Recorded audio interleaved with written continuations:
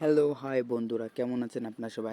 আমরা দেখাবো কিন্তু আজকে আমি বাড়ির কী কী কাজ করছি সেইটা নিয়ে একটা ভিডিও করে ফেললাম। আমি কিন্তু বাবা বলছে একটা গাছ কেটে আনতে, তাই কিন্তু বাবার কথা আমি কিন্তু গাছ কাটতে চলে গেছি। আমাদের ঘরের পিছনে ভিটা আছে, সেই ভিটায় গিয়ে দেখি কি তেমন একটা বড় না বা ছোটও না। আমি কিন্তু গাছটা কাটতে গেছি, কেটে যেয়ে আমি কিন্তু প্রথমে ডাল কাটছি।